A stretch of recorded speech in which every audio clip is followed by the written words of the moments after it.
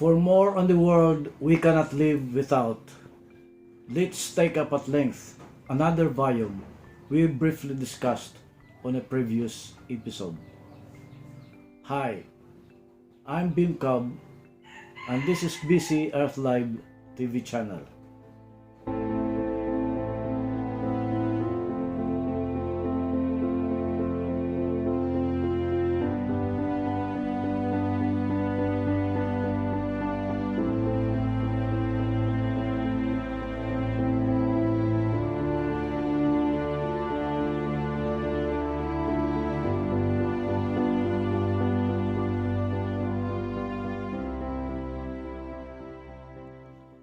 Back to Ecology 101, let's explore another biome, the taiga.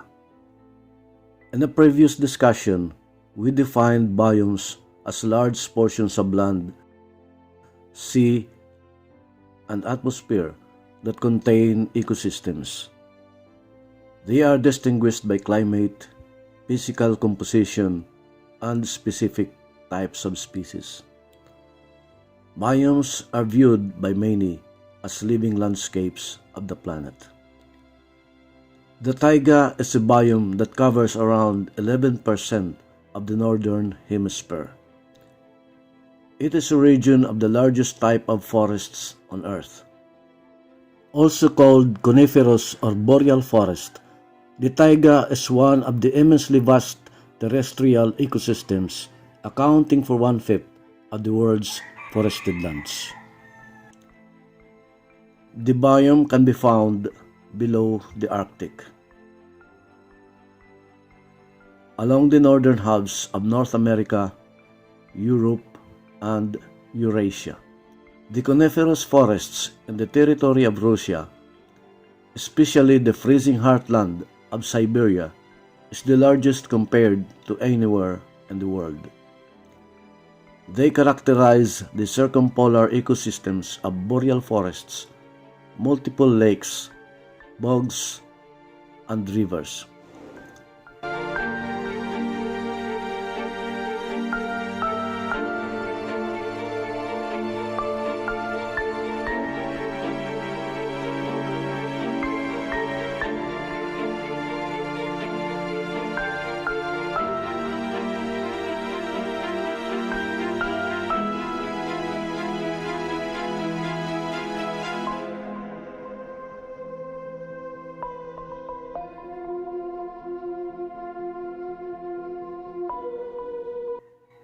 So what is the taiga?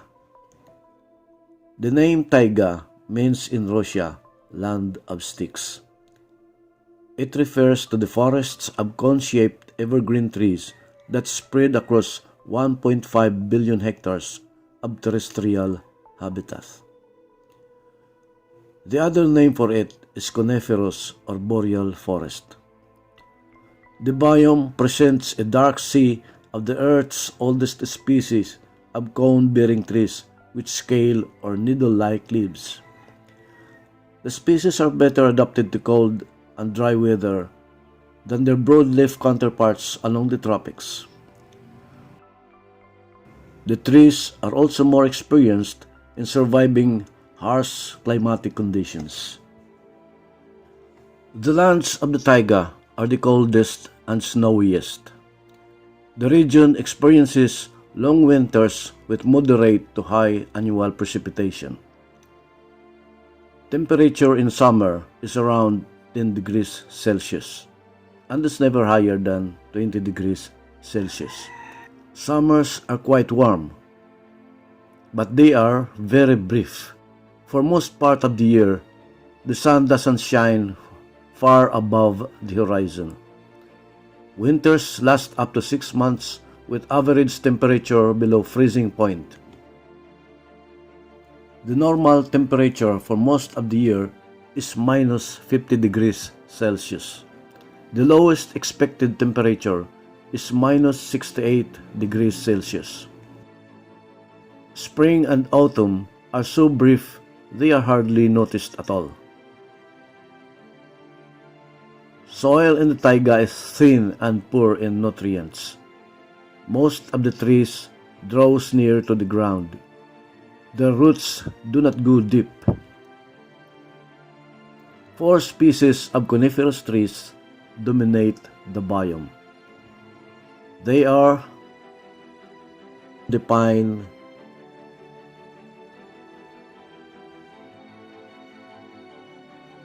spruce, fir, and larch. The dominant flora shows similar shape and height. They form a nearly uniform stand. A layer of low shrubs and herbs spreads beneath them. Mosses, liverworts, and lichens carpet the forest floor. Some broadleaf species can also be seen in the biome. They are the birch, aspen, and willow. Most of the trees in the taiga changes biochemistry throughout the year. This is for strength to better resist freezing. The temperate environment hosts the largest number of furry animals all over the planet.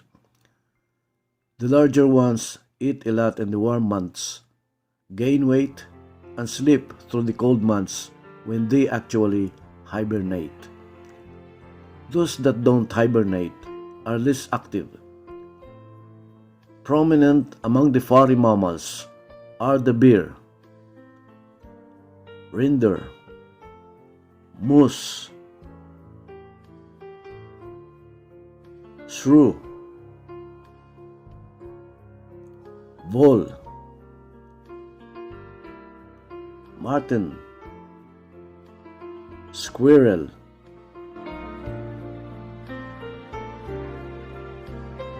lynx,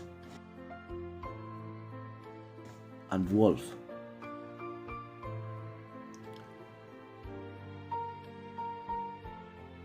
Mosquitoes and flies swarm the biome.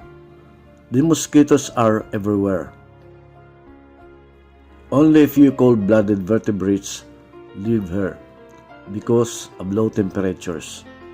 Among them are snakes and frogs.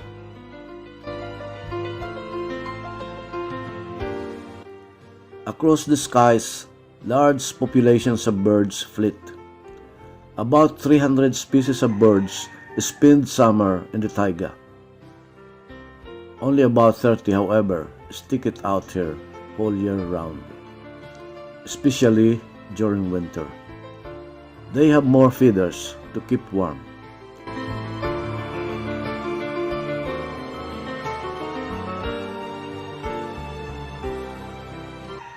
The species of birds include crossbills, woodpeckers, warblers, kinglets, nuthatches, waxwings, grouse,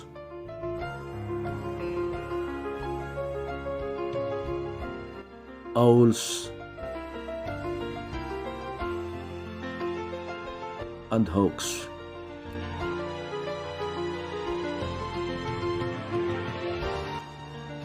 The coniferous forest generates large amounts of oxygen. It produces enough oxygen not only for its own regeneration, but for the benefit of the world at large. Although weather conditions are harsh in the taiga over long periods of the year, human communities thrive here. In fact, many taiga dwellers find no other better place to live. They have gotten not only to adapt to the environment, but find reasons to love being here. Some folks even achieve big economic success, social prosperity, and family affluence, coping with the conditions of existence in the cold, gloomy sea of sticks.